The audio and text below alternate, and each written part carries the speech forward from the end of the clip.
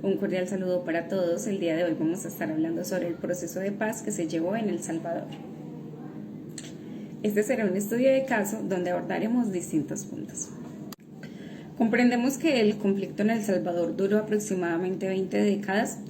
En Centroamérica este país tuvo un conflicto interno, una guerra interna durante 1980 y 1992 y para su acuerdo de paz se tuvo que llamar a la mesa tanto las fuerzas políticas y militares como la guerrilla del Frente Farabundo de la Liberación Nacional.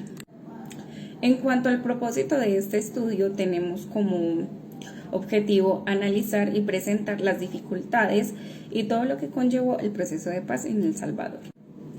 Ahora bien, ¿cómo se dio todo este proceso de paz en El Salvador?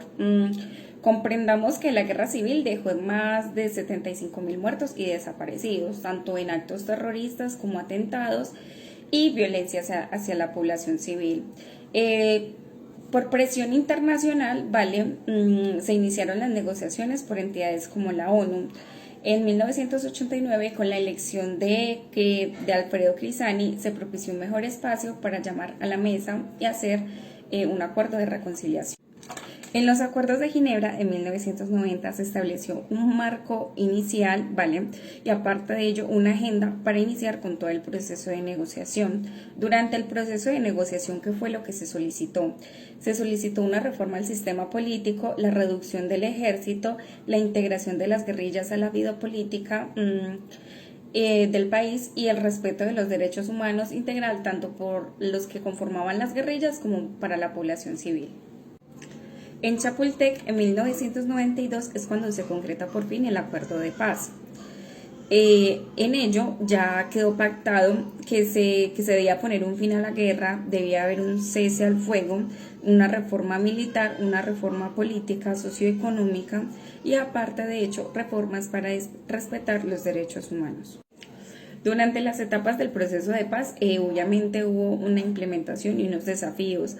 Aparte de ello, dentro de ello mismo también hubo un impacto y un legado que dejó todo este proceso.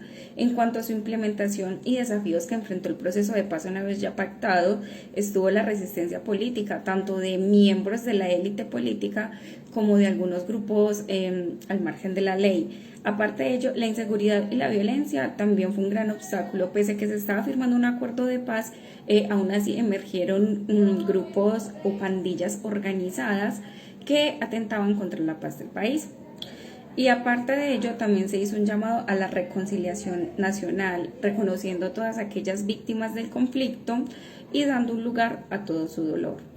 En cuanto al impacto y el legado, hablamos sobre una democracia estable que se pudo llevar a cabo en El Salvador debido a todo ese proceso de reconciliación que se hizo, donde nos dan ejemplo a distintos países para hacer nuestros acuerdos de paz como en Colombia, donde se muestra que sí es posible resolver conflictos de una forma sana y con una democracia limpia. Los puntos más importantes del acuerdo de paz fueron el cese al fuego, la reforma militar, la reforma política, la reforma socioeconómica, el respeto por los derechos humanos y aparte de ello hubo un punto muy fuerte en cuanto a la democracia pluralista y esto quiere decir que tanto distintos grupos como los grupos que se llamaron a la paz y la política debían participar en la democracia por el bien del país. Hola, mi nombre es Yarjani Soto Chaverra.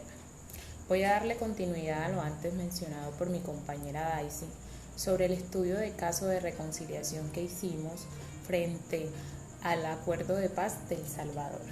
Para dar respuesta a la pregunta, ¿qué instituciones fueron parte del acuerdo de paz y con qué objetivos se crearon? La Comisión del Consolidado de la Paz, COPAZ, que es el encargado de mediar e implementar el acuerdo entre las partes, la Comisión Nacional de Búsqueda de Personas Desaparecidas, que es el responsable de investigar todos los desaparecidos forzados del conflicto de ese momento. La Oficina del Procurador para la Defensoría de los Derechos Humanos se encarga de defender y velar por los derechos humanos y la justicia social de los salvadoreños. Comisión de la Verdad investiga las violaciones de los derechos humanos durante el conflicto, promueve la reconciliación nacional, pero todas estas instituciones fueron creadas con el objetivo de garantizar, verificar y que la reconciliación de todas aquellas personas que fueron víctimas del conflicto. A la siguiente pregunta, ¿qué dificultad enfrentó El Salvador frente a los acuerdos de paz durante su implementación? Enfrentó una serie de dificultades, de desafíos. Algunos de estos incluyeron resistencia política.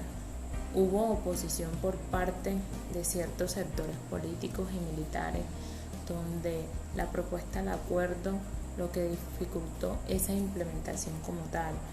Pero pese a todo esto, nunca dejaron de existir la desconfianza, la falta de voluntad, los recursos limitados, la resistencia a la reforma. A pesar de estos desafíos, el acuerdo de paz siguió adelante, pero sí había mucha desconfianza entre las partes por todo el tema de tantos años, es decir, décadas de conflicto.